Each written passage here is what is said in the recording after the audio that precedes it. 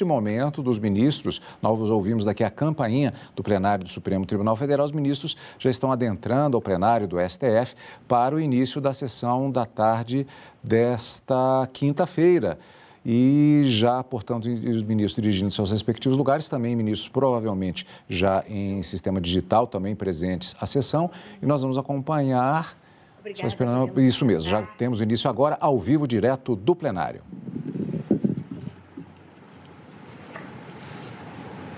Um,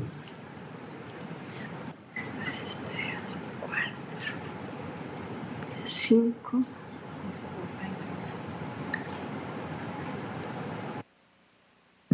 O ministro Barroso está entrando para o nosso quórum. A imagem se aproxima ao centro da tela, a excelentíssima ministra, presidente da Suprema Corte, a ministra Rosa Weber. À sua direita, a presença do Ministério Público na pessoa do excelentíssimo ministro Augusto Aras, procurador-geral da República. À esquerda da ministra presidente, tem a representante dos servidores da Casa do Supremo Tribunal Federal. Está de pé. Imagem aberta a alguns ministros. Do lado direito, somente o ministro Alexandre de Moraes. Do lado esquerdo, o ministro Luiz Fux. Ao seu lado, o ministro Edson Fachin. Ao centro do plenário tem um telão de frente para a ministra presidente. Declaro aberta esta 7ª sessão extraordinária do plenário do Supremo Tribunal Federal, neste 16 de março de 2023, quinta-feira. Ao fundo da imagem, parede Saúdo, de mármore branco, meus queridos colegas, com brasão ao centro. Presentes, Crucifixo à direita, inclusive um pouco mais acima. Por videoconferência. No alto da tela, parte da plateia. Ministro Barroso agora algumas entrou, pessoas na plateia. Nosso quórum. Cumprimento. Movimentação de alguns servidores.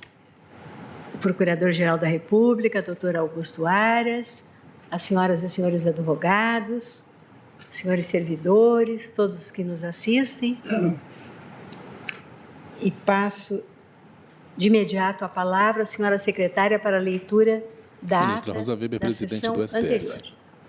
Ata da 6ª sessão ordinária do plenário do Supremo Tribunal Federal, realizada em 15 de março de 2023. Presidência da senhora ministra Rosa Weber, presentes à sessão os senhores ministros Gilmar Mendes, Ricardo Lewandowski, Carmen Lúcia, Dias Toffoli, Luiz Fux, Roberto Barroso, Edson Fachin, Alexandre de Moraes, Nunes Marques e André Mendonça. Procurador-Geral da República, doutor Antônio Augusto Brandão de Aras. Abriu-se a sessão às 14h43, sendo lida e aprovada a ata da sessão anterior. Consulto os eminentes pares quanto a eventuais reparos na ata da sessão anterior. Nada havendo, declaro aprovada e chamo para continuidade de julgamento a ação direta de inconstitucionalidade 5.549 e a ação direta de inconstitucionalidade 6.270, ambas sob a relatoria do eminente ministro Luiz Fux. A primeira tendo como requerente o Procurador-Geral da República e a segunda como requerente a Associação Nacional das Empresas de Transporte Rodoviário de Passageiros, a ANATREP. Em pauta, as ODS 8, 9, 11 e 17 da Agenda 2030 da ONU. Na sentada anterior, tivemos com relação a essas duas ADIs, todos recordam, foi ontem, a leitura do relatório pelo plenário julga constitucionalidade de norma que permite serviços de transporte terrestre sem licitação prévia. Como sempre, em julgamento conjunto, ADI 5549, ADI 6270. Julgamento foi suspenso, agora retomamos e eu passo a palavra, eu devolvo a palavra ao eminente ministro Luiz Fux. Excelentíssima senhora presidente do Supremo Tribunal Federal, ministra Rosa Weber, Egrégia Corte, senhores ministros, senhoras ministras, demais integrantes aqui no nosso painel, o vídeo, Sua Excelência, o Procurador-Geral da República. Senhora presidente, eu gostaria primeiramente de começar parabenizando os eminentes advogados que fizeram brilhantíssimas sustentações orais aqui da tribuna. Gostaria de destacar, porque o doutor Aldi já é um advogado muito experimentado, sempre gosto de estimular os jovens também, queria manifestar um grande apreço pela sustentação oral que foi feita aqui, que não é corrente, mas que me chamou a atenção pela qualidade, do advogado procurador da AGU, um jovem que fez uma exposição muito esclarecedora, e também do doutor Beto Vasconcelos, que também assumiu a tribuna, e gostaríamos mais de ter o poder de síntese dos advogados para julgarmos vários recursos aqui na nossa corte. Senhor presidente, eu vou fazer só uma síntese para antes de começar o voto. Basicamente, com um fundamento na Constituição Federal, uma norma repisando a concessão da Constituição Traz Federal, o relatório do feito no plenário físico do Supremo Tribunal Federal, no julgamento conjunto ADI 5549 e ADI 6270, o excelentíssimo ministro relator dos feitos, o ministro Luiz Fux. Regime da autorização. O parlamento fez lá a sua opção.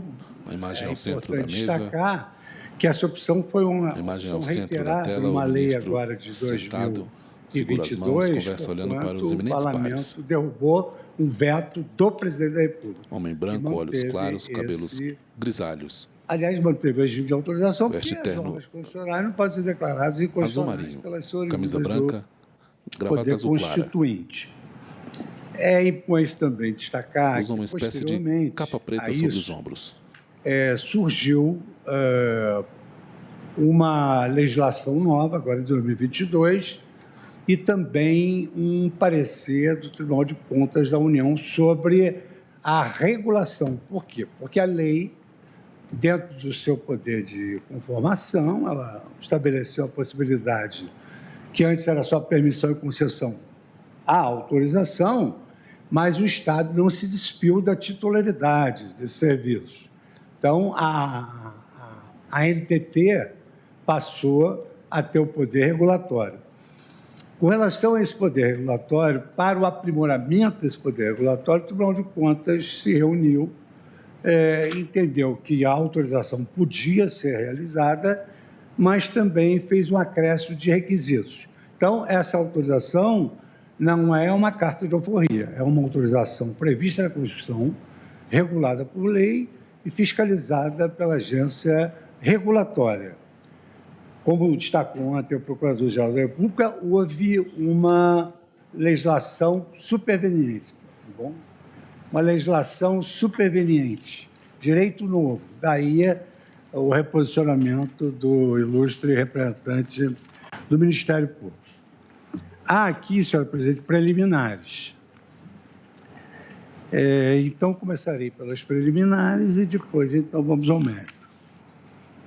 Então, digo eu, senhora presidente, que a controvérsia, ela cinge-se à constitucionalidade do artigo 3º da Lei 12.996 de 2014, na parte que deu nova redação ao artigo 13, inciso 4º e 5º, e demais dispositivos da Lei Federal 10.233, e aí dos artigos 2º e 3º de uma resolução do Programa de Parcerias e Investimentos de Presidência da República, que não tem nenhuma densidade normativa apta a suscitar controle de constitucionalidade, e há uma deliberação também, há um pedido da declaração de constitucionalidade da deliberação da ANTT.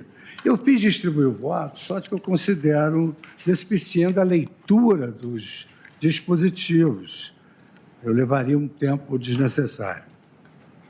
Então, digo eu, senhora presidente, senhores advogados presentes, que a partir das alterações promovidas pela Lei 12.996/2014, a prestação regular de serviços de transporte terrestre coletivo interestadual e internacional de passageiros, desvinculados plenário julga a constitucionalidade de norma que permitem serviços de transporte terrestre passou a ser otorgada sob a forma de ADI autorização, 5549 e ADI mantendo-se a 6270. permissão para as modalidades de transporte semiurbano e transportes ferroviários de passageiros. Como destaquei antes, o cerne da presente ação, ele insiste, portanto, a forma de outorga dos serviços de transportes desvinculados da exploração de infraestrutura que o dispositivo impugnado alterou de permissão para autorização. Consoante apontado inicial, o principal reflexo da norma consiste na inexigibilidade de procedimento licitatório prévio, embora a permissão e a autorização se diferenciem também por outros elementos. Então, a autorização não só se diferencia pela ausência da licitação, mas a autorização também tem um processo seletivo público. Em especial, controverte-se sobre o transporte do tipo rodoviário, por meio do qual são realizadas rotas internacionais e interestaduais. No transporte rodoviário, o ponto de partida e o destino estão separados por fronteira, abrangendo distâncias além do perímetro urbano, por oposição à denominada modalidade semi-urbana, que se destina, sobretudo, a deslocamentos diários e com frota que coincide, via de regra, com a que circula no perímetro urbano. Além disso, utiliza, em geral, ônibus com assentos mais confortáveis e compartimentos próprios para armazenamento de bagagem. Esse transporte interestadual e internacional, como nós sabemos. É importante notar que, diferentemente da ação direta de constitucionalidade 5594, julgada em conjunto no presente caso, são impugnados também dispositivos da resolução CPPI 71/2019, que é uma comissão, e da deliberação da NTT 955/2019 e do decreto 10.157/2019, sob a alegação de que, dotados de conteúdo normativo próprio, violaram diretamente a Constituição ao promoverem amplas alterações na regulação do setor, com elevado risco de lesão a direitos fundamentais. Eu adianto que, consideradas as especificidades do setor em questão, eu concluo pela improcedência da presente ação direta. Como se verá, a constitucionalidade das alterações promovidas pelo artigo 3º da Lei 12.996/2014 e posterior legislação fundamentam-se nos seguintes elementos, isso é importante: inexistência de restrições à oferta que justifique a oposição de barreiras à entrada de concorrentes no setor. Então, não há exclusividade, confere-se maior número de players para poder prestar esse serviço em favor dos usuários. Nunca nos esqueçamos de que essa possibilidade de autorização, que, aliás, não entendi que ninguém tocou especificamente nisso, porque ela está prevista na Constituição Federal. Em segundo lugar, essa alteração legislativa, ela conduziu à descentralização normativa para a NTT, conferindo-lhe poderes para assegurar a observância de aspectos qualitativos inerentes à adequada prestação do serviço. Então, não é uma autorização livre, é uma autorização submetida a diversos controles de processo seletivo público e requisitos de admissibilidade, e é bom que se diga que foram acrescidos pela legislação posterior a que se referiu o Ministério Público, e, além disso, também é possível, na declaração de inconstitucionalidade ou de inconstitucionalidade, nós determinamos que essas resoluções administrativas, em razão dos direitos supervenientes, essas deliberações administrativas se adequem a determinados requisitos da legislação superveniente. E 3, também entendo que a universalização do serviço e demais benefícios à população usuárias são exatamente decorrentes da abertura do mercado para novos entrantes. Especificamente, quanto à deliberação da NTT 955/2019, eu acrescento ainda que a revogação, a racionalização e a consolidação, sobretudo quando embasar em robusta fundamentação, elas configuram instrumentos valiosos da Better Regulation, coadunando-os com o modelo de descentralização normativa e com reconhecimento da expertise da agência reguladora. Ou seja, a autorização ela é constitucional, a agência regulatória estabelece requisitos, mas ela, se verificar que não estão sendo cumpridos os requisitos, Quem vota é o ela ministro Luiz pode Fux, relator dos revogar feitos. essa autorização. Sem que tenha havido, conforme pretendo demonstrar, violação aos princípios da moralidade, da eficiência, da impessoalidade, da defesa da concorrência, do direito do consumidor e outros valores constitucionalmente relevantes, O plenário julga a constitucionalidade de norma que permite serviços de transporte terrestre sem licitação prévia. Pela previsão ADI expressa 5549 e do ADI artigo 6270. 11E, concedendo competência à União para explorar, mediante autorização, o serviço de transporte rodoviário interestadual e internacional de passageiros. Preliminarmente, eu consigno que alguns requisitos de admissibilidade da presente postulação, notadamente no que se refere à resolução CPPI, que é uma resolução da presidência do governo passado, ela é carecedora de conteúdo normativo.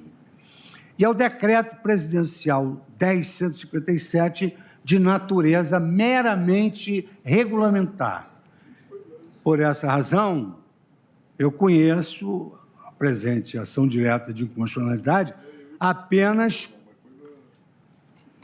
quanto ao artigo 3º da Lei 12.996 de 2014, na parte que deu nova redação ao artigo 13, inciso 4º e 5E, e o artigo 14, 3º J da Lei Federal 10.233 de 2001, bem como os artigos 2, 3, 4, 5, 6, 7, 8, 9, 10 e 11 da deliberação 955 da NTT.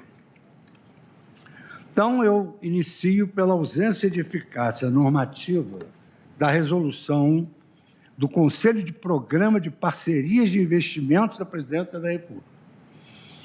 E digo que, com base na atribuição opinativa conferida pelo artigo 7º, inciso 1º da Lei 13.334, de 2016, segundo o qual lhe compete opinar quanto às propostas dos órgãos ou entidades competentes sobre as matérias previstas na lei, o seu caráter meramente opinativo retira da resolução a vinculação à administração e aos particulares e apenas propõe uma qualificação ao chefe do Executivo sem caráter vinculante e, a fortiori, sem nenhum conteúdo normativo que a viabilize ser objeto de controle abstrato de constitucionalidade. Quanto à inadmissibilidade da ação direta de inconstitucionalidade que tenha por objeto atos desprovidos de normatividade, eu, então, cito vários precedentes da Corte que estão no voto distribuído. Passo agora ao item da natureza de ato normativo secundário, decreto 10.157.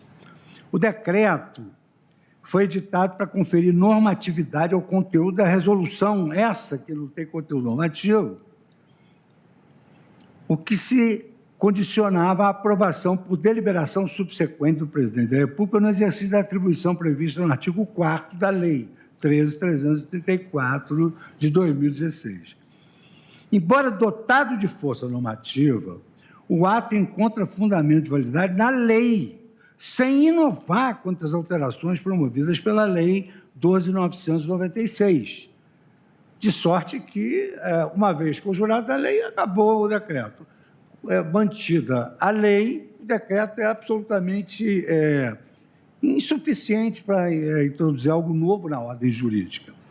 E, por isso, eu estabeleço aqui a falta de interesse em agir, porque o decreto repete a normatização promovida pela lei regulamentada, reforça o caráter prioritário que se conferiu ao transporte coletivo de passageiros em contraposição ao transporte individual, segundo a previsão da Lei 10.233, especifica regras relacionados a um novo regime de outorga do Serviço de Transporte Interestadual de Passageiros, mediante autorização, sem desbordar da essência do Instituto delineado em lei, que aqui eu cito os artigos, e reproduz a regra que trata da ausência de limites para o número de autorizações para serviço, com detalhamento do termo inviabilidade operacional para o setor de transporte coletivo interestadual e internacional previsto no artigo 47b e que não é objeto da presente ação.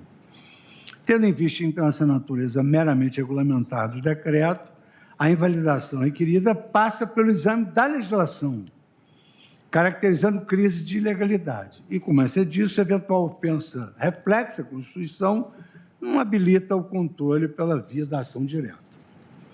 Some-se que, novamente, nos termos das razões aduzidas na inicial, não há qualquer prejuízo na suspensão do decreto presidencial 10.157 e da deliberação da NTT, porquanto dela não decorre vazio normativo ou extinção do controle da agência reguladora quanto ao ponto. Ora, se não há qualquer prejuízo da suspensão da eficácia desses dispositivos, justamente por não ser capaz de provocar vazio normativo ou promover o efeito que se pretende, tampouco há interesse de agir.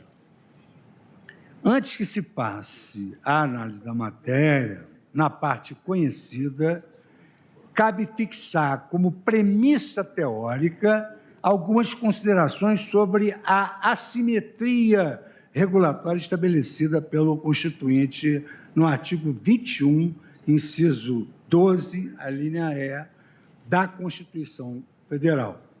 Quer dizer, essa assimetria regulatória é o ministro Luiz Fux, relator. Para um serviço, permissão, concessão, para outro, autorização, submetida à agência. O plenário julga a constitucionalidade de norma que permitem serviços de transporte terrestre sem licitação prévia. Serviço público, assimetria Julgamento conjunto ADI 5549 e ADI 6270. Na sistematização adotada pela Constituição, desenvolvida sob várias vertentes pela doutrina administrativa, as formas de outorga da prestação de serviços de titularidade estatal são a concessão, a permissão e a autorização. Eu reproduzo os dispositivos centrais para essa temática. Artigo 21 da Constituição Federal. Compete à União, 11º, explorar, mediante autorização, concessão, permissão, o serviço de telecomunicações. Aliás, aqui da tribuna ontem já foi destacado que, malgrado o serviço de telecomunicações também seja explorado pela União, o Supremo Tribunal Federal consagrou a possibilidade de autorização submetida à agência regulatória das comunicações, que é a Anatel. Ainda o artigo 21 explora diretamente, mediante autorização e concessão, e aí enumera. E na linha E, ela diz, explorar diretamente, mediante autorização, concessão ou permissão. Então, ela concede essa franquia, não outorga. A linha E, serviços de transporte rodoviário interestadual e internacional de passageiros. A Constituição, então, ela estabelece a ruptura com um modelo binário de contraposição da administração pública aos particulares, em que as esferas de atuação do Estado e dos agentes privados seriam dois conjuntos isolados sem pontos contados. A atuação do Estado no domínio econômico assume-se como um campo de verdadeira sobreposição entre o público e o privado, que é um fenômeno que, ordinariamente, não se pode valorar ex ante de forma negativa. Ao prever que a União também poderia explorar um autosserviço mediante autorização, a Constituição elegeu setores que, em função da sua dinâmica de funcionamento, abrigam atividades cuja oferta pode ser compartilhada entre vários players. Em geral, caracterizam-se por custos de entrada menores e por uma cadeia produtiva subdividida em etapas e diferentes perfis de usuários. A escolha política de permitir a descentralização da prestação de serviços, fenômeno denominado de descentralização operacional, estaria orientada para uma alocação mais eficiente de recursos. Ilustrando esse fenômeno, é cada vez mais comum Quem vota é o ministro Luiz que Fux, os relator do entes feito. públicos recorram a contratos de gestão com organizações sociais. Nós julgamos aqui os casos das organizações sociais, termos de parcerias com organizações de sociedade civil, instrumentos de parceria público-privada, bem como convênios e consórcios públicos. Então, tem havido esse movimento de descentralização operacional, dependendo do setor e do perfil dos usuários. De certo, no âmbito do setor de transporte, o intento de estabelecer parcerias com agentes privados não se realizou de forma pontual e abrupta, mas antes resultou em um processo histórico de sucessão de modelos econômicos com graus variáveis de intervenção do Estado.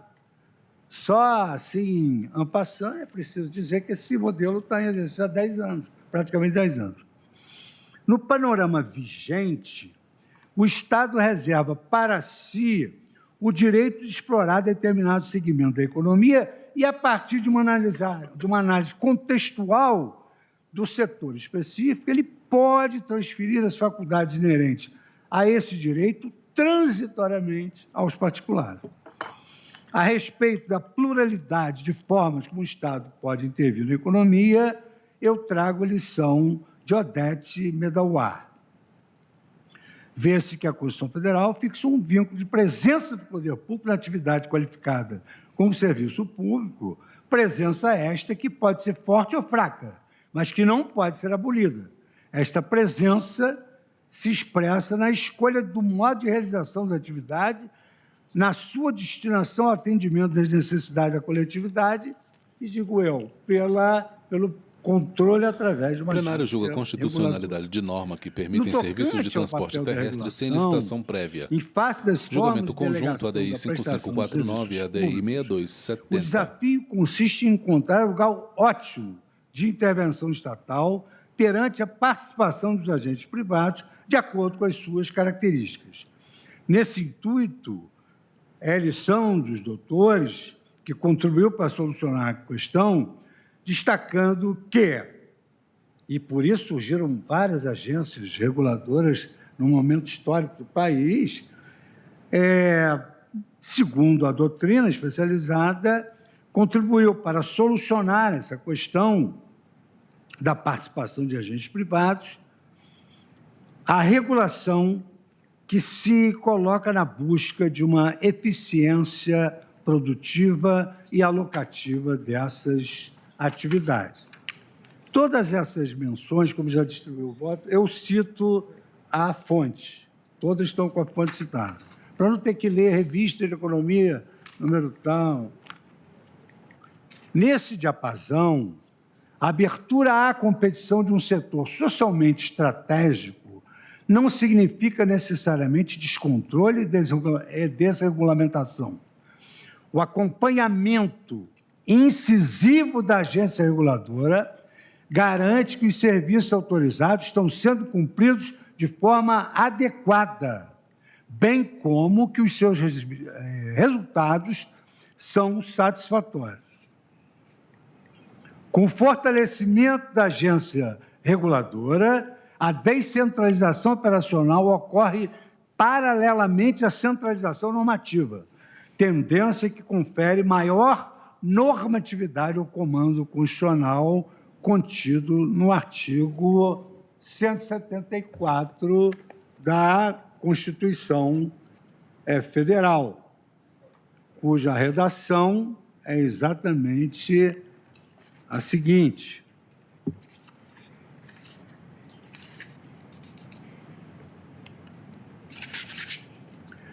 como agente normativo e regulador da atividade econômica, o Estado exercerá, na forma da lei, as funções de fiscalização, incentivo e planejamento, sendo este determinante para o setor público e indicativo para o setor privado. a lei estabelecerá as bases dessa regulação. Na pauta, julgamento conjunto, ADI 5549 e ADI Buscando 6270. experiências em que a autorização prevista constitucionalmente foi, de fato, empregada para habilitação de particulares, constata-se que sua implementação não se dá de forma isolada, mas antes inaugura um modelo de assimetria regulatória em que, sobre um mesmo setor, podem recair diferentes modalidades de outorga. À guisa de exemplo, a Lei Geral de Telecomunicações 9472 de 97, concretizando a previsão constitucional, dispõe sobre a autorização de serviço no regime privado, quando preenchidas as condições objetivas e subjetivas necessárias. Artigo 131. Devendo os termos de autorização conter previsão expressa quanto à ausência de qualquer exclusividade contratual. Na mesma atuada, também, o setor elétrico é reestruturado, notadamente a partir da quebra da cadeia produtiva nas fases de geração, transmissão, distribuição e comercialização. Para cada uma dessas atividades, a lei estabelece um regramento específico da interação entre o poder concedente e as empresas. Assim, via graça, nos setores também de transporte aquático e aéreo, a simetria regulatória se instituiu por meio da mesma norma ora impugnada. Conjugados esses modais, eles formam um regime especial de ordenação consoante determina o artigo 178 da Constituição Federal. A lei disporá sobre a ordenação dos transportes aéreo, aquático e terrestre, devendo, quanto à ordenação do transporte internacional, observar os acordos firmados pela União, atendido o princípio da reciprocidade. Então, digo eu, a autorização foi regulada pela Agência Nacional de Transportes Aquaviários, ANTAQ, na Resolução 912 de 2007, que estabelece procedimentos de outorga, bem como requisitos técnicos, econômicos e jurídicos. A escolha regulatória, ela deu-se pela modalidade de autorização, novamente consideradas as particularidades do setor regulado e a necessidade de abertura do mercado como meio mais eficiente em prol dos usuários. Já o setor de transporte aéreo teve a sua abertura positivada já em 2005. Aqui eu me lembrei do seguinte: já imaginaram que só tivéssemos a Gol para fazer tudo, ou só tivéssemos a Latam para fazer tudo, ou só tivéssemos, que hoje só temos isso mesmo, a Gol, a Latam e a Azul, que é excelente, né? E Azul. Já o setor do transporte aéreo teve sua abertura positivada em 2005 por meio da Lei 11.182, alinhada às possibilidades de outorga facultadas pelo artigo 21 da Constituição Federal. Ao instituir a Agência Nacional de Aviação Civil, a ANAC, a lei lhe atribuiu a competência de conceder, permitir ou autorizar a exploração dos serviços aéreos no artigo 8º, inciso 14º. Na esteira dos regramentos anteriores, o referido marco normativo ratificou a liberdade tarifária para o setor.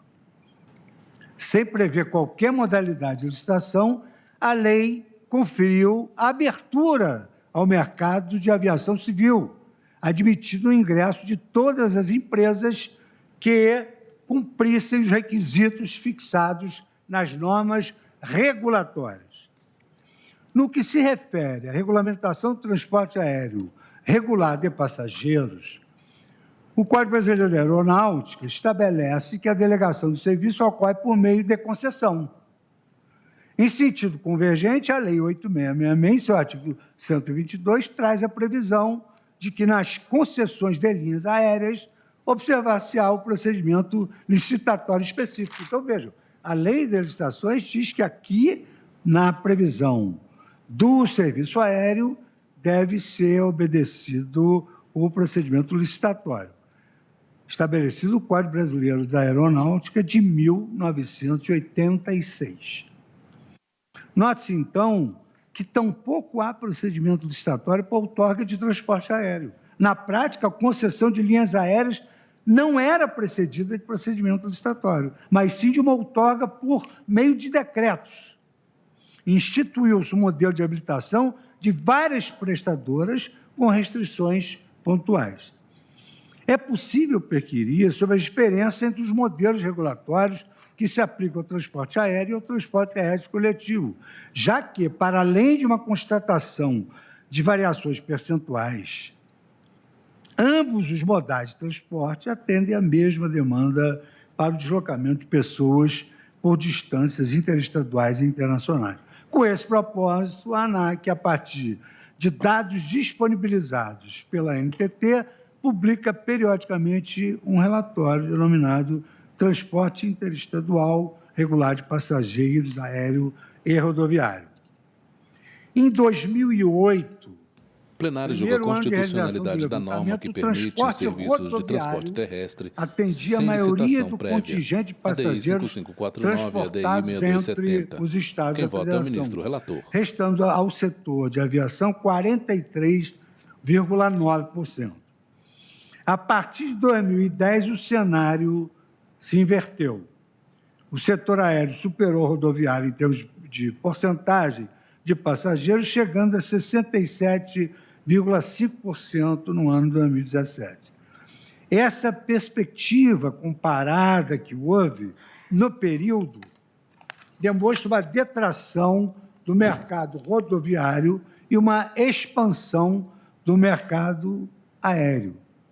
É o que se verifica no excerto da pesquisa. Então, diz a pesquisa, observando-se o número absoluto de passageiros transportados em viagens interestaduais regulares, note-se que o modal aéreo apresentou sucessivos aumentos em 2008 e 2015, quando atingiu 89,4 milhões de passageiros em 2016. Houve a primeira redução no período em 2017, a demanda voltou a crescer novamente. Já o transporte rodoviário apresentou um aumento nos anos 2009 e 2012 e redução nos demais. Especificamente, no que se refere ao setor de transporte rodoviário, objeto da presente controvérsia, a assimetria regulatória também possui respaldo constitucional. A par do regime especial de ordenação previsto no artigo 178, a Constituição trata da outorga desses serviços nos artigos 21, incisos 12, a linha E também no artigo 30. A Constituição cidadã, ela elencou o transporte rodoviário interestadual e internacional de passageiros, conhecidos como TRIP, na esfera de escolha da via de delegação pela União. Quer dizer, a Constituição fez essa opção. O texto constitucional traz a previsão de que compete à União explorar diretamente ou mediante autorização, concessão ou permissão os serviços de transporte rodoviário interestadual e internacional de passageiros. Já ao estabelecer a competência administrativa dos municípios em matéria de transporte coletivo, a Constituição determina que compete aos municípios organizar e prestar diretamente ou sob regime de concessão ou permissão, numa redação diferente da União, os serviços públicos de interesse local, incluído de transporte coletivo, que tem caráter essencial. Diferentemente do TRIP, o transporte coletivo municipal permanece adstrito às modalidades de concessão ou permissão. Originalmente, a Lei 10.233, de 2001, peça-chave no setor de transportes e tema central da presente controvérsia, ela previu a concessão com modalidade de outorga das atividades de exploração de infraestrutura, reservando a autorização ao afretamento. Ato contínuo, no entanto, o decreto 2217 promoveu mudanças nos dispositivos em questão, retomando a permissão como forma de delegação da prestação regular dos serviços de transporte terrestre coletivo. Em paralelo, a prestação em regime não regular foi enquadrada como hipótese de autorização. Isso é como se fosse uma digressão histórica normativa, para mostrar por que chegamos a esse ponto. A autorização existente, quando a edição da lei, era apenas de autorização de regime especial instituída pelo Decreto 2521 de 98, com existência temporalmente limitada a 2008, desde que mantidas as condições de contratação. As linhas de ônibus interestaduais de média e longa distância, operadas no regime especial, consistiam em um instrumento marcado pela precariedade e pela desconformidade com o regime de delegação previsto como regra pela legislação. No entanto, a expectativa de realização de novos certames até 2008 não se concretizou. A fim de evitar a descontinuidade dos serviços de transporte, legitimou-se, por meio de resolução da NTT, uma nova dilação até 2014. É essa situação precária e excepcional que a norma impugnada pretendeu disciplinar. Conforme as informações trazidas pela representação do Senado, e eu repito aqui que o Parlamento derrubou o veto presidencial, conforme as informações trazidas pela representação do Senado, a Lei 12.996 de 2014, cujo artigo 3º modifica a Lei 10.233 de 2001, teve origem na medida provisória 576 de 2012. Essa medida visava a criação da figura do operador ferroviário independente, com outorga por autorização.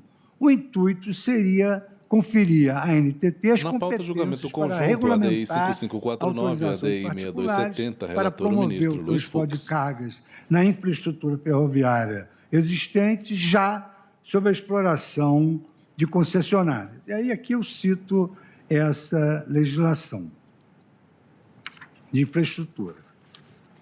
Assim, não apenas a previsão constitucional do artigo 21, inciso 12e, mas também o marco regulatório infraconstitucional demonstram a assimetria no setor de transporte terrestre. Especificamente em relação a rodovias, a Lei 10.233 de 2001, ela estabelece que haverá concessão quando a exploração do serviço for associado à infraestrutura. Fala em concessão, quando for vinculado à infraestrutura. Permissão quando se tratar de transporte regular interestadual semiurbano e autorização nos casos de regime de afretamento ou transporte coletivo, regular interestadual e internacional de passageiros, hipótese de que se trata nesta presente ação. Logo, o que se observa é que a autorização do serviço público não mais se restringe à interpretação tradicionalmente conferida, qual seja permitir contratações emergenciais e transitórias. A maior frequência com que o Instituto tem sido instrumentalizado, sobretudo no setor de infraestrutura, descortina uma tendência da administração amparada na expressa previsão constitucional. No mesmo sentido, o professor Gustavo Eremboim, ao tratar especificamente sobre a constitucionalidade dessa autorização da TRI pelo artigo 3º da Lei 12.996 de 2014, ele assim leciona. Eu acho importante essa passagem, porque eu pulo algumas, mas essa eu achei importante fazer essa leitura. Voltando os olhos sobre esse caso, pode-se afirmar que o modelo adotado pelo artigo 3º da Lei 12.996 se insere na lógica constitucional apresentada no capítulo anterior. Vai dizer, dentro da margem de conformação estabelecida Luiz no Fux, texto ministro do constitucional, STF. o legislador optou por criar um modelo de assimetria regulatória para os serviços de transporte coletivo de competência da União. Assim, de forma legítima, convivem em um mesmo sistema, transporte coletivo, níveis de intervenção regulatória distintos, o que se reflete na prática pela escolha do instrumento de outorga, que no caso é a autorização. Conforme se extrai dos artigos 12, 13 e 14 da Lei 10.233, já com redação conferida pelo artigo 3º, esse que é o objeto da impugnação, o legislador projetou um modelo de assimetria regulatória para transportes coletivos. Cito aqui a fonte. Como sucedâneo da mudança textual, impõe-se também uma mudança no padrão decisório. O Supremo Tribunal Federal já se manifestou para a salvaguarda da prestação dos transportes coletivos, imagem, o ministro de cabeça não só baixa lê alguns interestaduais e papéis. internacionais, como também intermunicipais. Enquanto vigeu a hipótese legal de permissão, a jurisprudência consolidou-se no sentido de exigir procedimento licitatório prévio e de invalidar proposições locais que intentassem sua exploração a partir de títulos precários. Ocorre que esses pronunciamentos eles são, em sua maioria, anteriores ao marco regulatório dos transportes, representado pela Lei 10.233 de 2001. Longe de se interpretar a Constituição à luz da legislação, não se pode pretender que haja um regramento imutável em face de uma nova realidade fática de outorgas. Tendo em vista que a previsão constitucional da autorização, entre outras modalidades de outorga, no rol de competências da União, impede que se rechace por antijurídica essa modalidade, tão somente por falta de processo licitatório, é essencial analisar o setor contextualmente, a fim de avaliar se, em caso, o serviço público pode ser prestado pelo particular por meio de autorização. E aí, senhora presidente, entro no segundo item, que é a premissa teórica referente à constitucionalidade da estratégia regulatória setorial estabelecida na Lei 12.996 de 2014. Como visto, a assimetria regulatória estabelecida no artigo 21, 12e da Constituição Federal assegurou a possibilidade de se outorgar a prestação de transporte rodoviário interestadual e internacional de passageiros por autorização. Resta saber se, em caso essa alternativa, se concilia com os demais valores constitucionalmente tutelados, inserindo-se na esfera democraticamente reservada à deliberação política. A legislação em questão, por sua vez, resguarda a licitação para a assunção de configurações mais duradouras ou onerosas em um determinado segmento. Tal é o caso de obras públicas de grande porte, especialmente da exploração de infraestrutura anterior ou concomitante à prestação de serviço. Isso porque, a depender dos custos de entrada, a amortização dos investimentos ocorrerá numa escala temporal mais longa. Ab início, deve-se notar que o artigo 175 da Constituição Federal ele não trata da autorização, mas tão somente de concessão e permissão, modalidades de outorga que se impõe o prévio procedimento licitatório. Concessão e permissão prevê o procedimento licitatório. Por essa razão, somada à previsão constitucional da prestação do TRIP por meio de autorização, tem-se claro que o dispositivo constante do artigo 175 não se aplica à presente hipótese. E aqui eu rememoro a quem eu sucedo na cadeira, o professor Eros Grau, que dizia, pelo princípio da unidade da Constituição, a Constituição não pode ser analisada em tiras. Você tem lá o artigo 21 que autoriza, e tem o 75 que fala de permissão e concessão. Mas o artigo 21 fala de autorização. Então, a Constituição não é inconstitucional. O artigo da Constituição não é inconstitucional por conta derivado do poder constituinte. o mesmo constituinte que exigiu, no artigo 75, para concessão e permissão à licitação, ele entendeu de permitir a autorização no artigo 21. Caso não se façam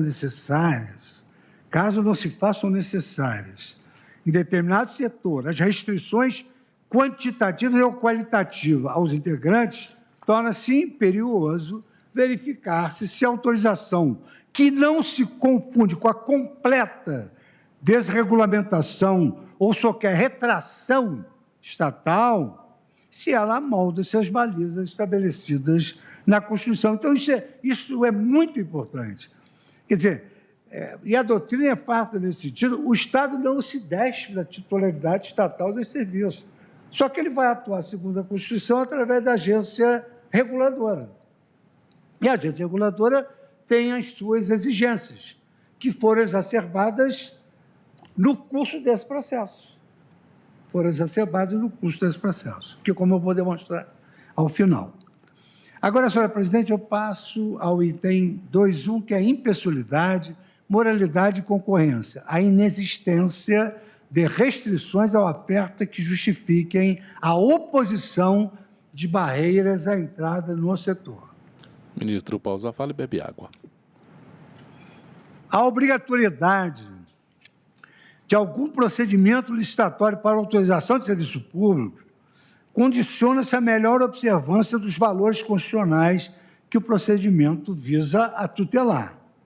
Em síntese, volta-se ao atingimento das finalidades precípuas de concretização do princípio da isonomia e da obtenção da proposta mais vantajosa. Ao reduzir a autonomia quanto à escolha dos meios, o procedimento seletivo formal reduz também os riscos de decisões irracionais. O procedimento licitatório visa impedir decisões impulsivas, mal planejadas ou enviesadas, limitando a amplitude dos riscos de desvios. Dessa forma, o agente estatal não pode legitimar suas escolhas com base na finalidade pretendida, quando normativamente foram fixados os meios para a melhor obtenção do interesse público. Então, não é uma discricionariedade absoluta. Aliás, eu me recordo que, em debates, sempre se reclamou muito dessas licitações que visam só a finalidade e aí adquirem para o setor público livros que se desmontam. O professor Barbosa Moreira dizia que aquelas constituições que vão se desfolhando, Auriverde, perdão da esperança, ele era muito irônico, as canetas que vão se deteriorando com poucas semanas. Luiz então, Fux, hoje, ministro do há uma STF. outra mentalidade da melhor qualidade para o serviço público. A impessoalidade na escolha dos delegatários atua concomitantemente em dois flancos.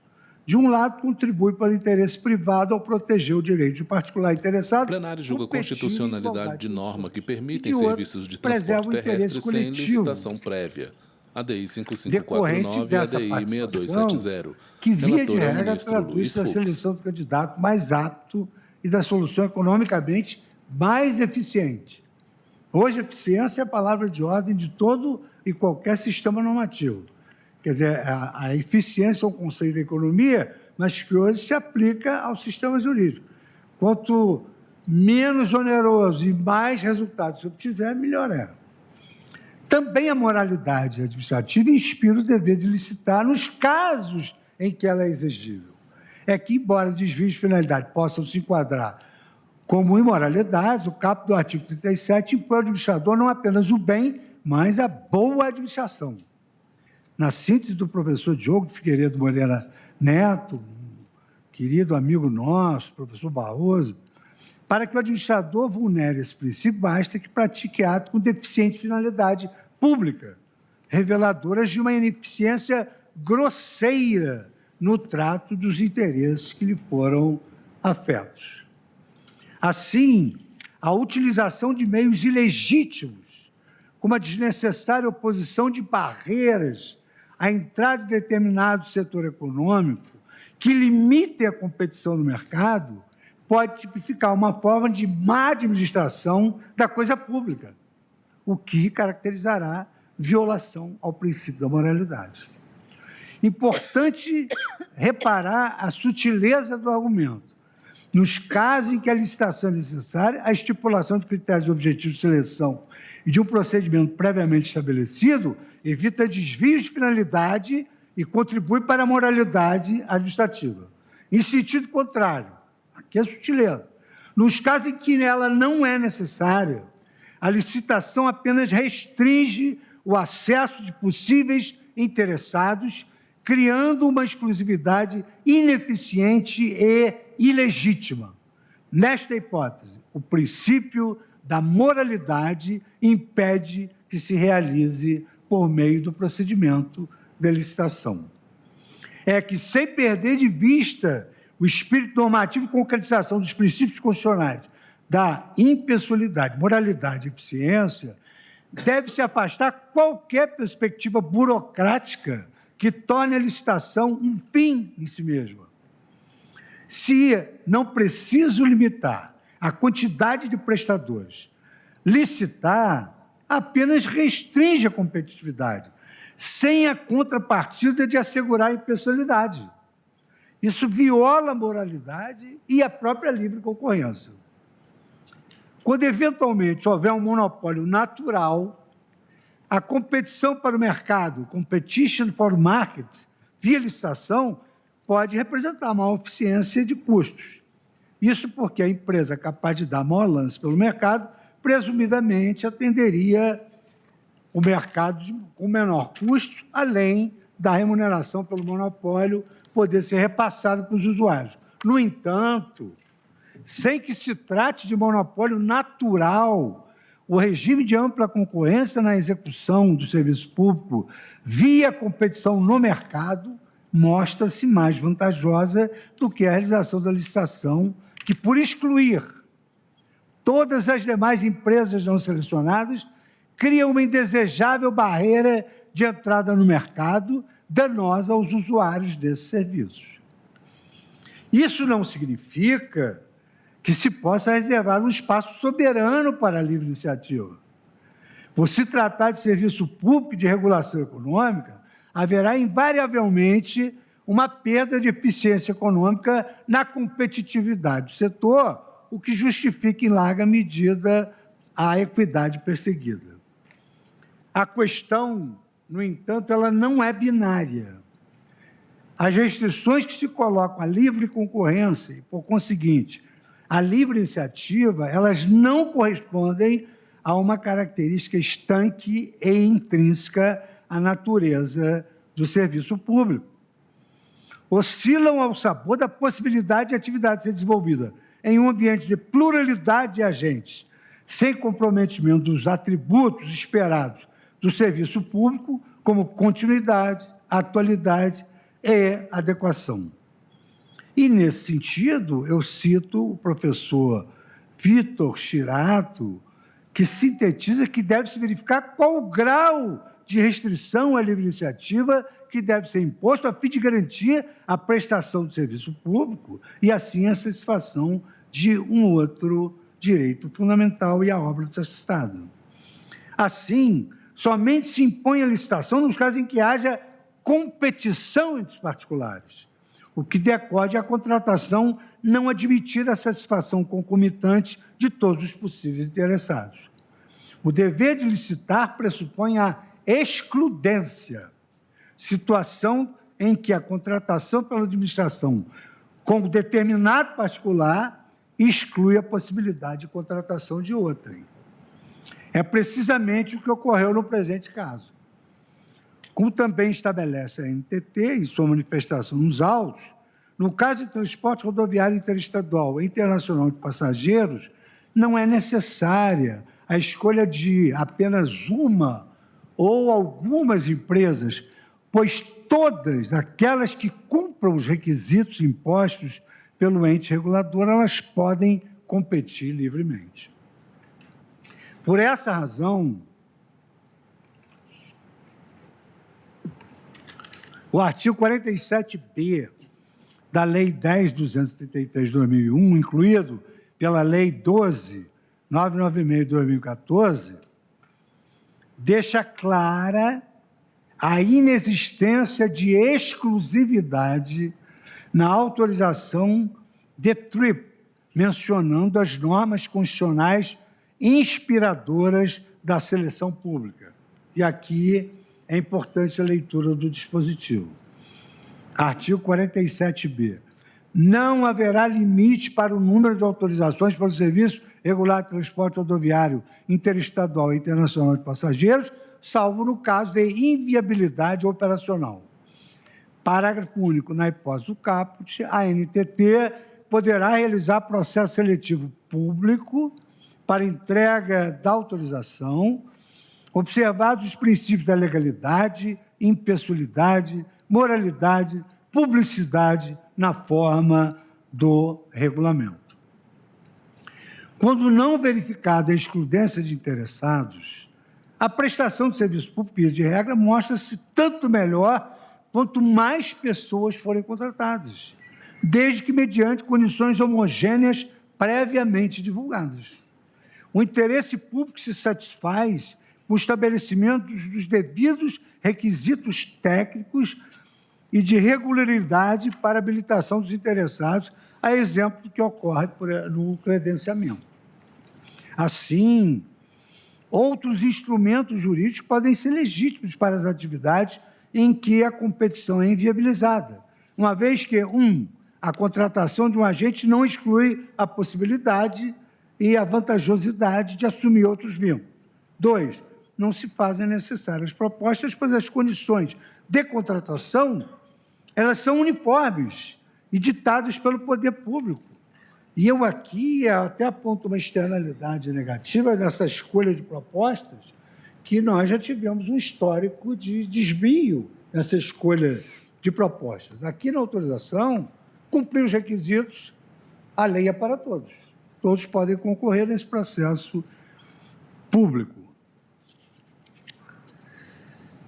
Digo eu, então, ausente competição, também restará inexigível sua decorrência jurídica, qual seja a licitação, tal qual disciplinada nas normas gerais. Como visto, esse artigo 47b ressalva o caso de inviabilidade operacional, hipótese que estabelece que deverá haver um processo seletivo público, observados os princípios que listam, todos aqueles princípios constitucionais. Embora que tenha, digamos assim, efetividade tal qual as normas, as regras constitucionais. Embora não haja referência expressa à licitação, tem-se por suficiente a previsão no que a lei se coaduna com o dever de realizar um processo seletivo prévio, objetivo, público e igualitário, que decorre dos princípios constitucionais e se impõe quando, ainda que excepcionalmente, haja uma limitação no possível número de autorizatários. Eu cito aqui a obra do professor Carlos Ari Sansfeld. Para o voto, ministro A fim de Luiz Fux, regulamentar relator o processo seletivo, julgamento conjunto ADI 5549 e ADI 6270. foi editada a resolução ANTT 5072 de 2016, cujo artigo 6º estabelece que o processo seletivo público dar-se-á mediante sorteio entre as transportadoras que manifestarem interesse no prazo estipulado. Dessa forma, ainda quando houver mercado com mais transportadoras interessadas do que vagas disponíveis, restará assegurada a impessoalidade e a moralidade. A lisura do procedimento se promove ainda pela regra de que poderão participar as transportadoras detentoras de termo de autorização de serviços regulares vigentes, ressalvadas as que já atendam o mercado submetido ao processo seletivo público. Assim, perante o quadro fático e jurídico, afasta-se a lógica do tudo ou nada, em que ou vigora uma prestação direta ou se opta pela exploração como se a atividade econômica fosse. Cumpre perquirir, caso a caso, se existem razões aptas a justificar a criação de barreiras mais rígidas à entrada de novos prestadores. E mais do que isso, se essa restrição é uma conditio sine qua non para salvaguardar o acesso da população a um determinado serviço essencial. Isso porque tal forma de controle, cujo regramento se apoia na licitação, implica abdicar de uma série de externalidades positivas geradas pela concorrência. Somando-se a isso, seria possível considerar igualmente válido o seguinte diagnóstico.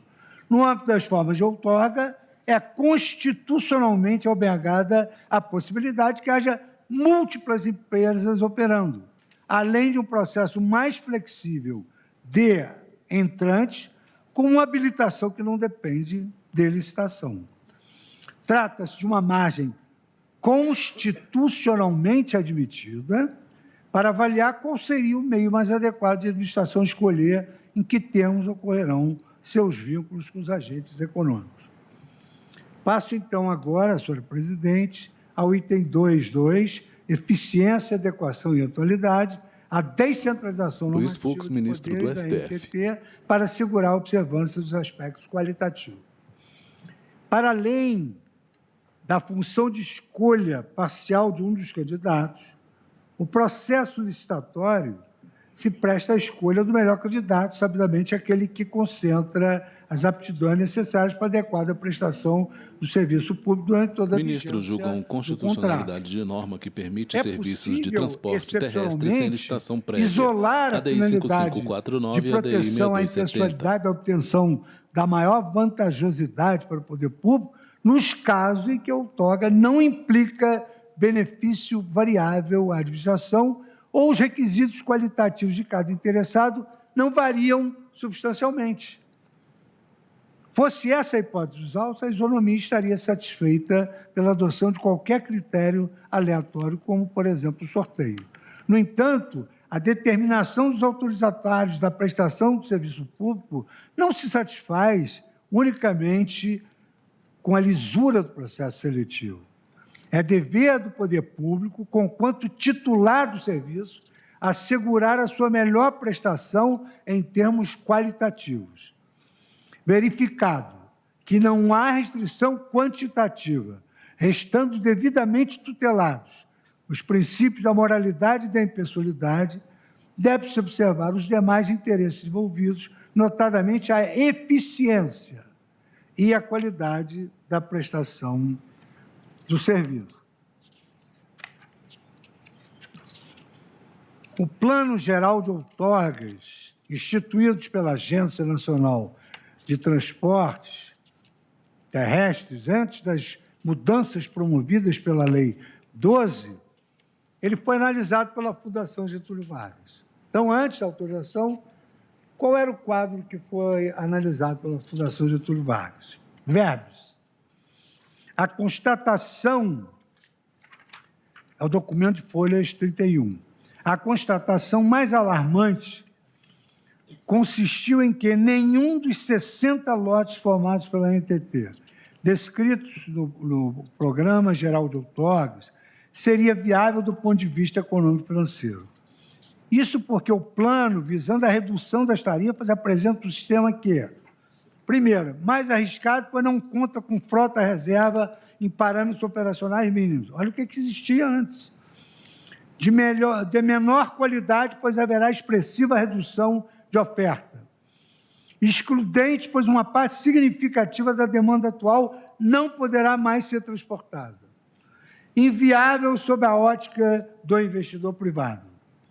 Para fundamentar essas afirmativas, foram coligidas razões de diversas ordens, entre as quais eu destaco as comparações do plano com as normas que o precederam, os impactos da satisfação dos usuários e a atratividade para possíveis investidores. Então, nós temos que analisar também esses valores que hoje em dia são importantes, ou seja, o benefício para os usuários e também a atratividade para o Brasil nesse aspecto. No que tange à licitação da rede de linhas, quando a forma de outorga era permissão, o relatório projetou os seguintes resultados negativos. Redução da oferta, abrindo mais para o transporte clandestino, fato público e notório que independe de provas. O aumento da lotação dos veículos, fato público e notório que independe de provas. E, por conseguinte, o comprometimento do conforto dos usuários. Esse era o quadro. Diante do quadro apresentado, numa pequena leitura empreendida pela Fundação Getúlio Vargas, eu destaco que a licitação dos serviços de transporte rodoviário interestadual de passageiros, na forma como está atualmente estruturada, levará à perda da qualidade do serviço, a transtorno para os usuários e à redução dos benefícios sociais e externalidades positivas geradas pelo sistema.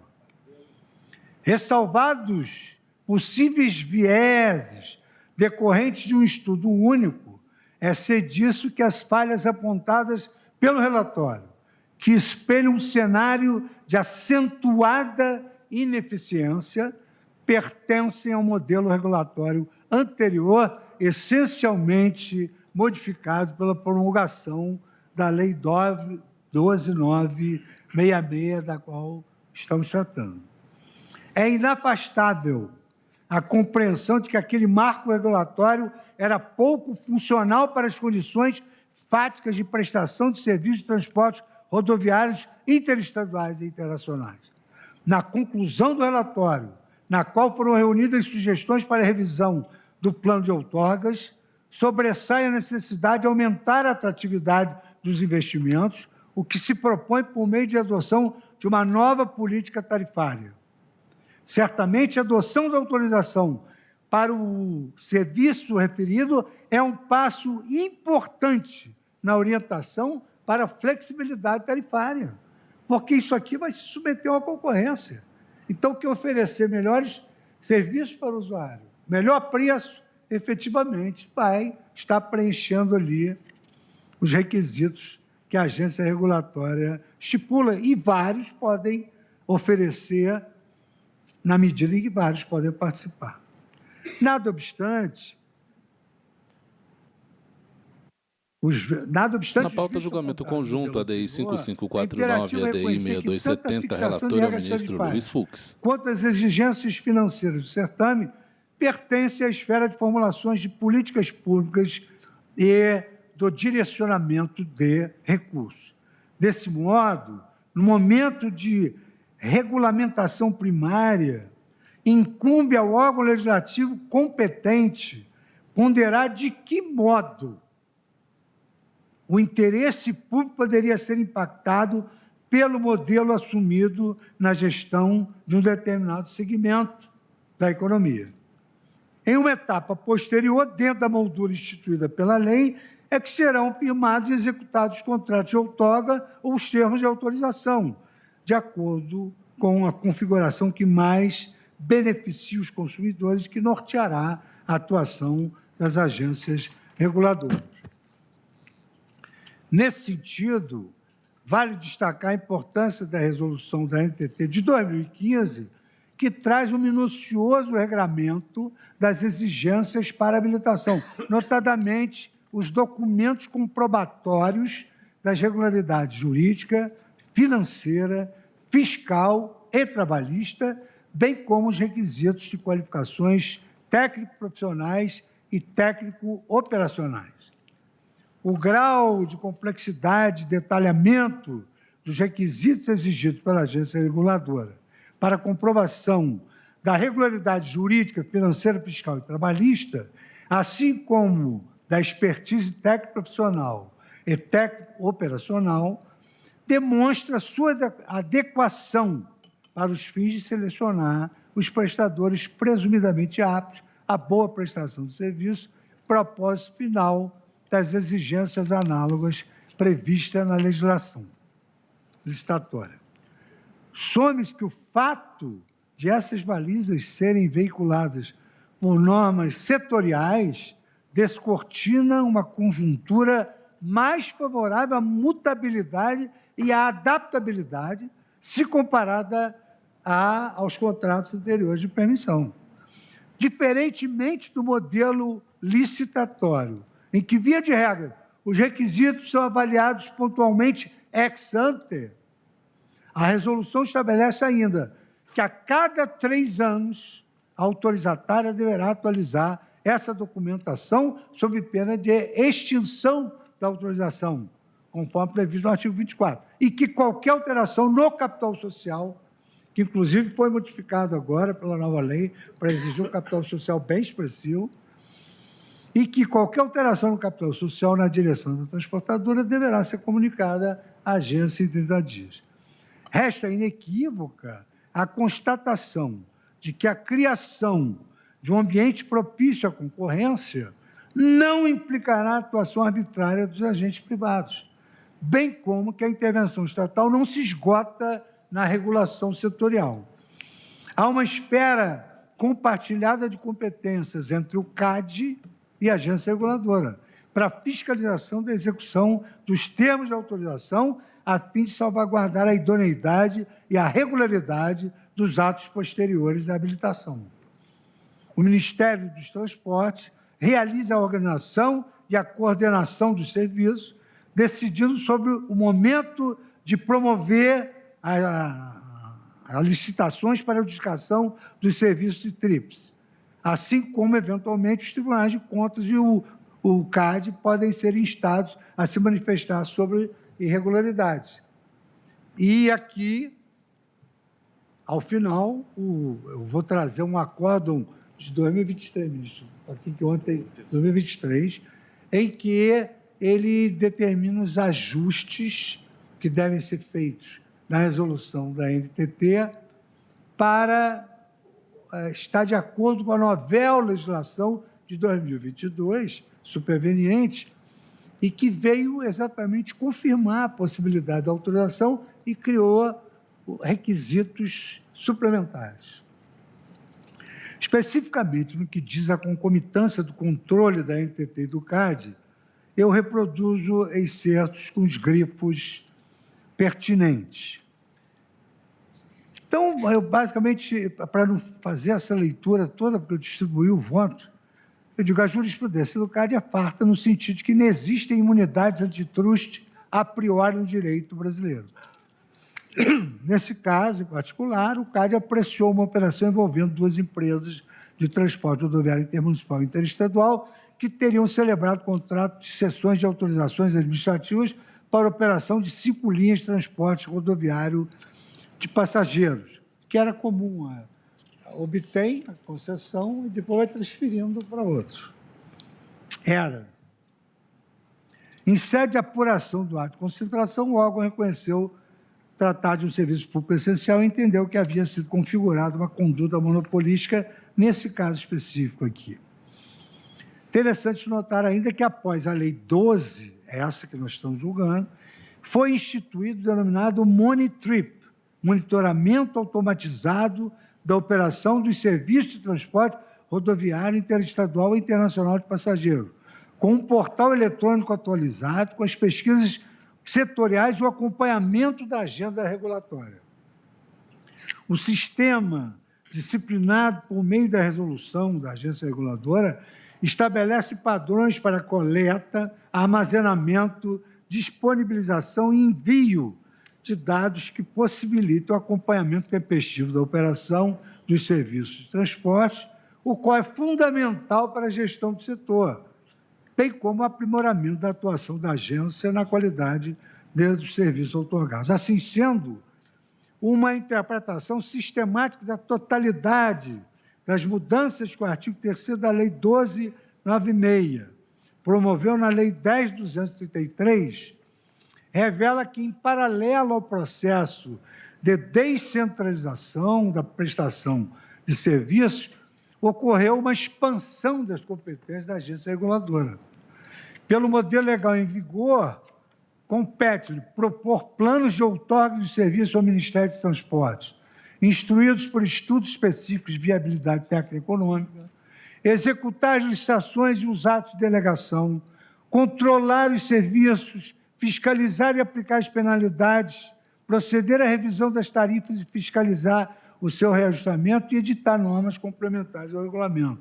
Aqui, senhora presidente, eu faço uma pausa apenas para relembrar o quão importante foi o papel da agência reguladora no momento da pandemia, o papel da Anvisa. O quanto foi importante o papel da Anvisa nas liberações das vacinas, dos remédios, enfim, de uma série de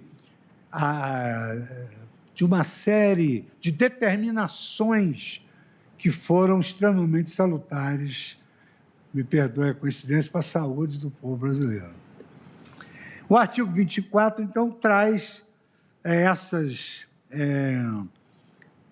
tarefas da NTT,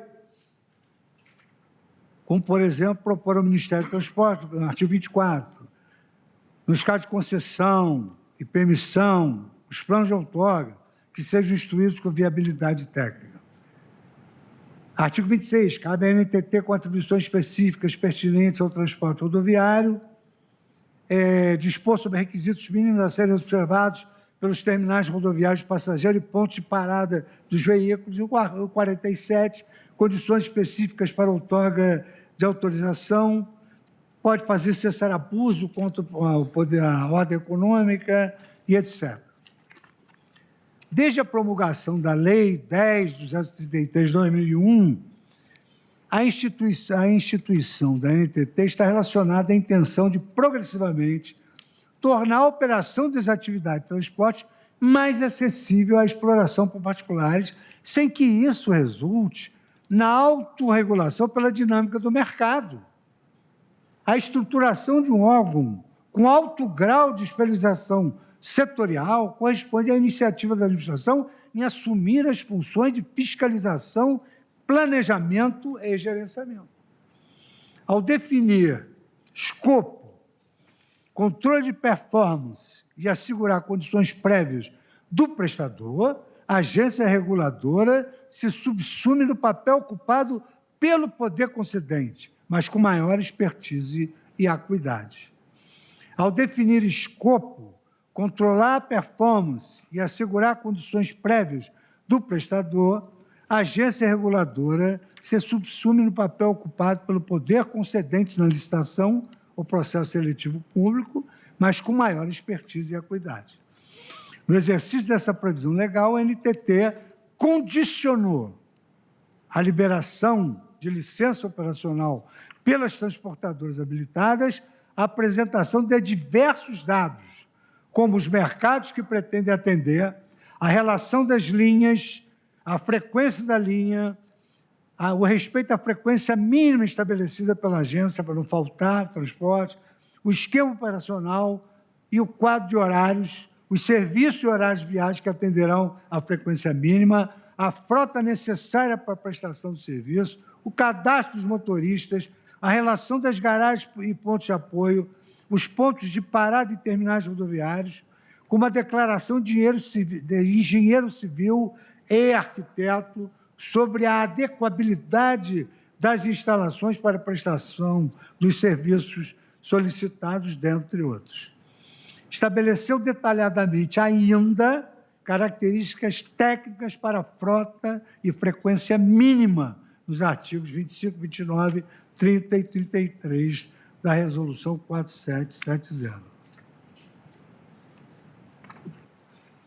Sob esse ângulo, convém pontuar que não se desconhece a profunda controvérsia doutrinária, mas o que se afirma ao falar de regulação econômica, em particular, regulação de serviço público, que não são normas dirigidas à generalidade da população, mas aqueles grupos de investidores que se desejam atrair para assumir a gestão de determinadas atividades de interesse geral, a regulação econômica não é só exercício de alguns poderes normativos pelos poderes públicos, mas também é uma invitatio ad offerendum, uma chamada para investir em uma atividade essencial sob determinadas condições que constem de um edital de licitação ou de uma lei normal ou contém um evidente compromisso de manter essas condições para a atividade.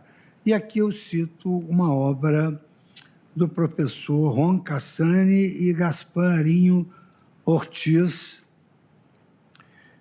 sobre regulação de serviços públicos, Buenos Aires, Nexis Editora.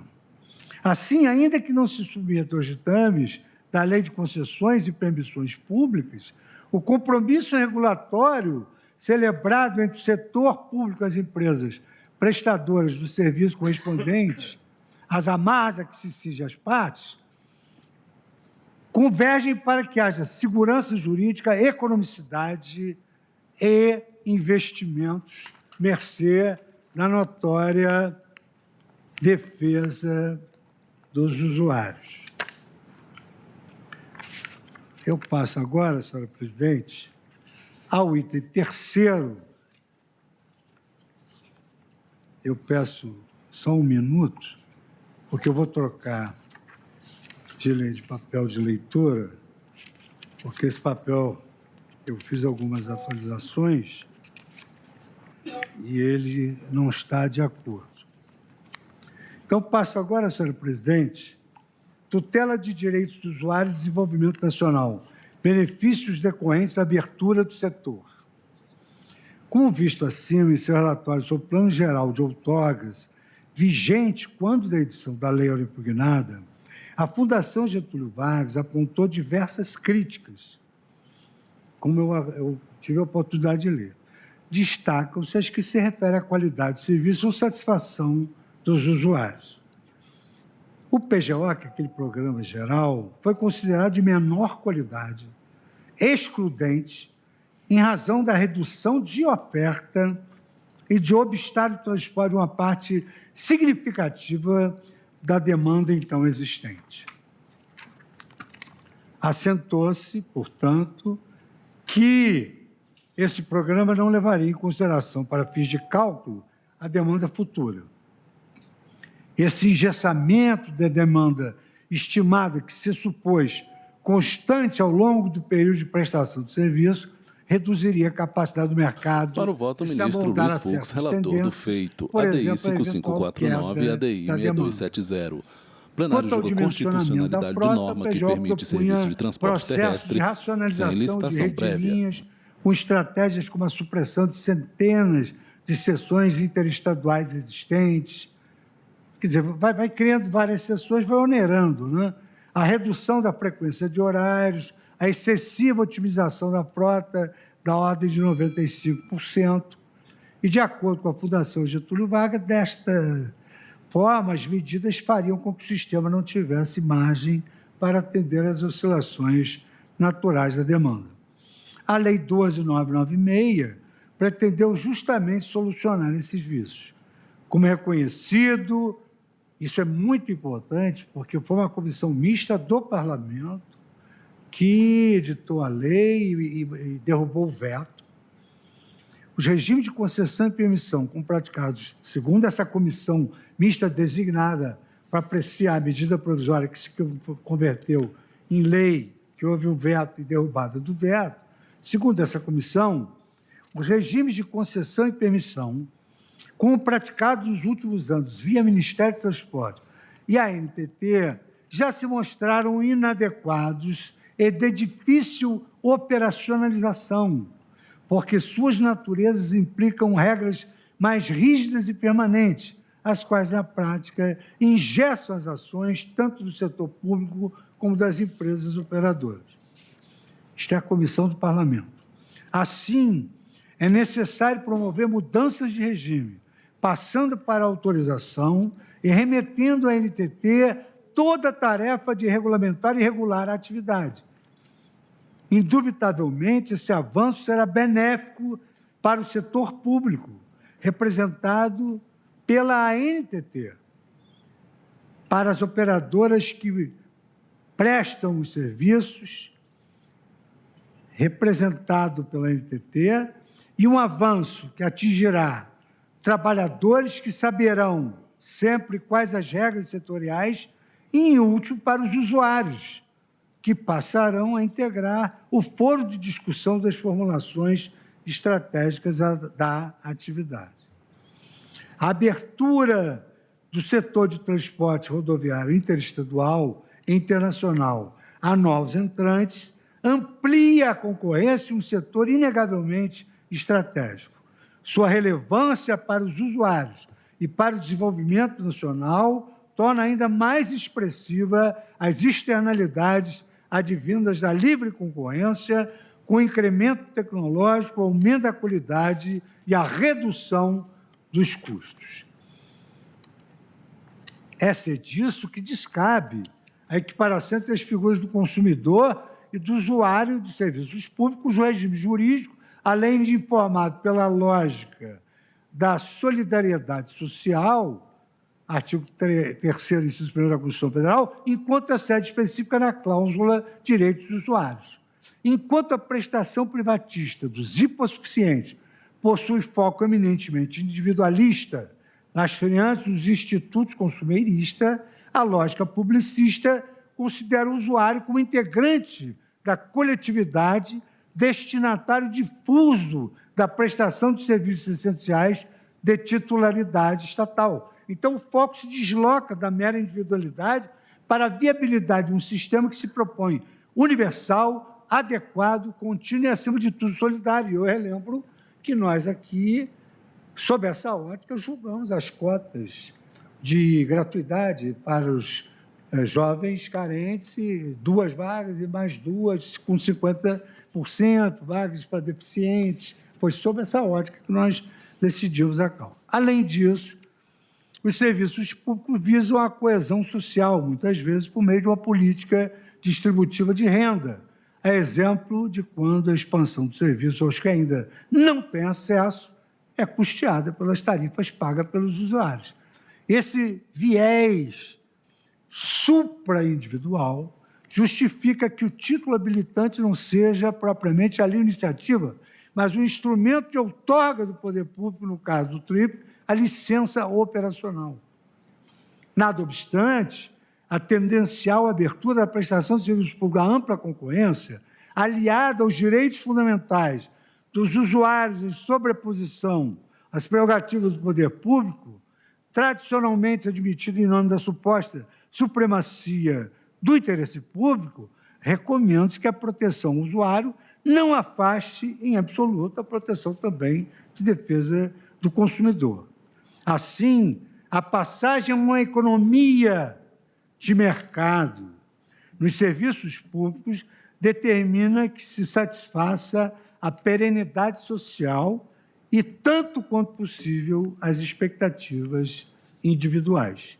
E aqui também cito um emérito professor, assim como Gustavo Bremboi, da Faculdade de Direito da Universidade do Estado do Rio de Janeiro, que também coadjuva a mim e o professor Luiz Roberto Barroso na docência daquela eminente universidade. E essas expectativas individuais, se não podem ser amplamente tuteladas pela proteção consumerista, recebem especial disciplina dos direitos fundamentais dos usuários, que lhes assegura igualdade de acesso aos serviços públicos, instrumentais à sua existência digna, como só exigia a Constituição Federal. A Constituição estabelece expressamente ainda a obrigação de manutenção de um serviço adequado e avaliação periódica da qualidade de serviço, ambas nos termos da lei. Nessa linha, foi recentemente editada a lei, isto porque a ação é antiga, ainda tem mais recentemente. Nessa linha, foi recentemente editada a Lei 13.460, que dispõe sobre a participação, proteção e defesa dos direitos dos usuários dos serviços públicos. A norma de aplicação subsidiária aos serviços públicos prestada por particular positiva o direito à adequada prestação dos serviços, como concretização dos princípios da regularidade, continuidade, efetividade, segurança, atualidade e generalidade, além da transparência e da cortesia. Mais especificamente, a lei estabelece em seu artigo 6º, inciso 2º, o direito básico do usuário de obtenção dos serviços com liberdade de escolha entre os meios oferecidos e sem discriminação. Na mesma linha, a Lei 10.233, de 2001, ao estabelecer os princípios e diretrizes para os setores, assegurou ao usuário a liberdade de escolha da forma de locomoção e dos meios de transporte mais adequados às suas necessidades. Essas previsões explicitam os benefícios auxiliares decorrentes da abertura do setor. Luiz Fux, ministro do STF. Julgamento conjunto ADI 5549 e ADI 6270. Pelo ente regulador, no afã de atender a população usuária do serviço de transporte interestadual e internacional de ônibus. Em um primeiro plano, prestigia-se a autonomia individual. O plenário julga a constitucionalidade de norma que permitem serviços de transporte terrestre sem licitação prévia. De ônibus mais barato, ora pelos serviços com padrão de qualidade diferenciado, seja por agilidade, comodidade ou conforto. Ademais, em um ambiente de concorrência perfeita, a natural competição entre autorizatários de transporte tende a aumentar a qualidade do serviço. Isso eu acho um argumento de análise econômica fundamental. Num ambiente de concorrência perfeita, a natural competição entre os autorizatários de transporte tende a aumentar a qualidade do serviço, porquanto cria um incentivo para investimento em padrões de qualidade e diferenciação para disputa de mercado.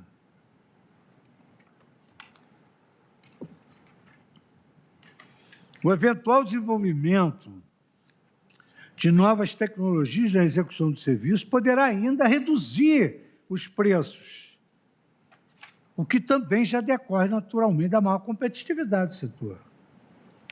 A abertura do mercado a novos entrantes aumenta a oferta de prestadores de serviço. Dessa forma, a teoria do preço indica que a modicidade tarifária, isso é eficiência, isso é a análise econômica do sistema, indica que a modicidade tarifária, para ser atingida, ela não deve ser por compensações do poder concedente e revisões contratuais, mas pelo risco financeiro do autorizatário, que ele corre quando tem várias competições, que lhe impõe constante adaptação da tarifa às condições do mercado. Demonstra-se, assim, que a outorga da prestação de TRIP por meio de autorização pode favorecer a prestação de um serviço mais adequado, compreendido como de maior qualidade, atualidade e modicidade da tarifa, além de permitir a liberdade de escolha do usuário.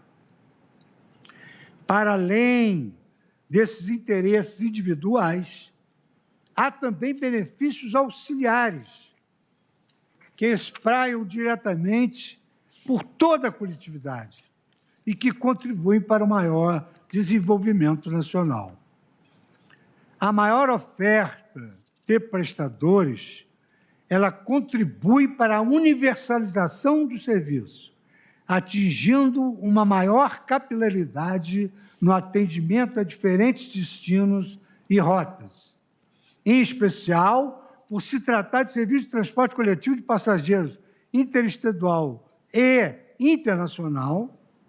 A universalização, ela contribui para a integração nacional, que é um ideário da Constituição Federal.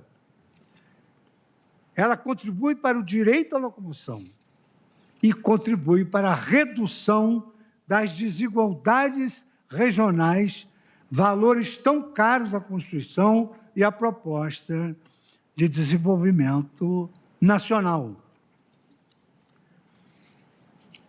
Menciono aqui, então, o artigo 4º da Constituição da República Federativa do Brasil, parágrafo único do artigo 4º, que tem a seguinte dicção: a República Federativa do Brasil buscará a integração econômica, política, social e cultural dos povos da América Latina e a fortiori do povo brasileiro, visando a formação de uma comunidade latino-americana de nações. Por todo exposto, nesse particular... Na pauta, julgamento conjunto, ADI 5549 e ADI 6270. Tutelados, em especial os princípios que orientam a administração e a ordem econômica, razão pela qual a opção legislativa da outorga mencionada do referido serviço por meio de autorização não se reveste de inconstitucionalidade. Senhora presidente, eu tenho ciência do compromisso que é inafastável para a presidência. E eu precisaria de um largo espaço de tempo, não só para destacar a constitucionalidade da NTT, da deliberação da NTT, como causa petente na época da propositura da ação, como eu também precisaria de um lapso de tempo razoável, não talvez menor do que esse, bem menor, para não assustar ninguém. O ministro fala folheando porque papéis. É imperioso que eu faça um confronto de tudo quanto foi aqui destacado e a questão da eficiência, o controle público e a legislação superveniente e o acórdão, para, ao final, eu poder concluir como eu quero concluir, diante dessas razões que até então me convenceram do tanto quanto até aqui foi exposto.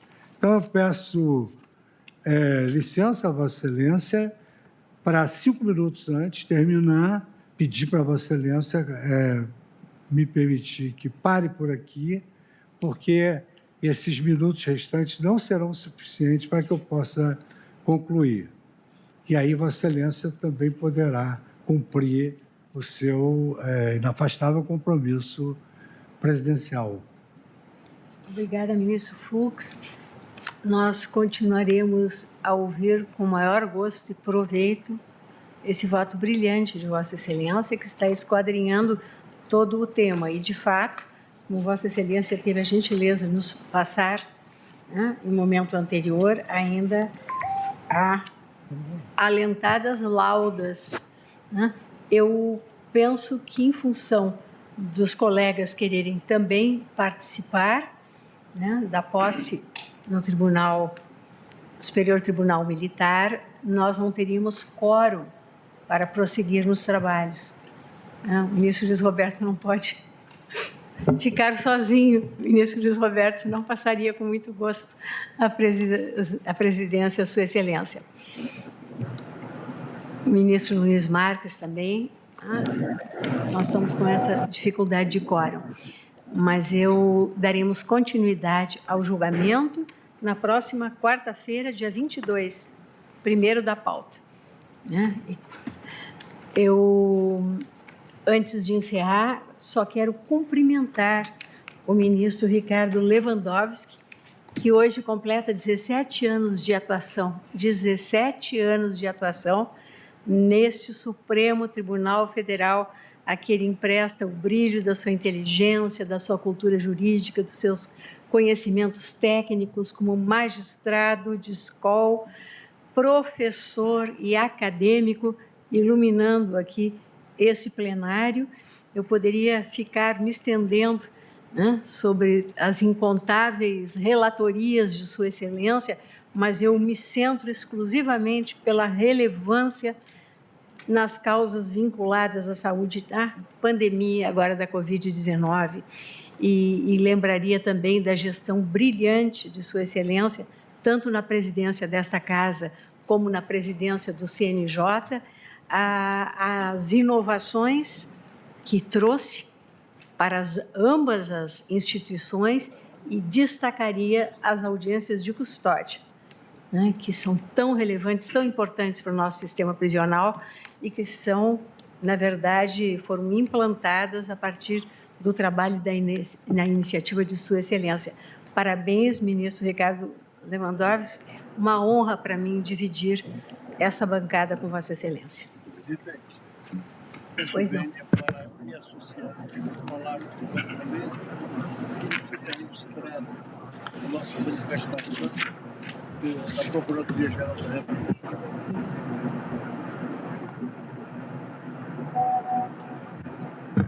Senhor presidente, muito obrigado. Estou extremamente honrado e sensibilizado pelas palavras de Vossa Excelência e também agora sufragadas pelo eminente Procurador-Geral da República, o doutor Augusto Aras, quero apenas dizer rapidamente, porque estamos Ricardo no Lewandowski, final dessa ministro do sessão, STF. temos outros compromissos, que ao longo desses 17 anos, muito aprendi com a convivência dos eminentes pares, que são luminares do direito.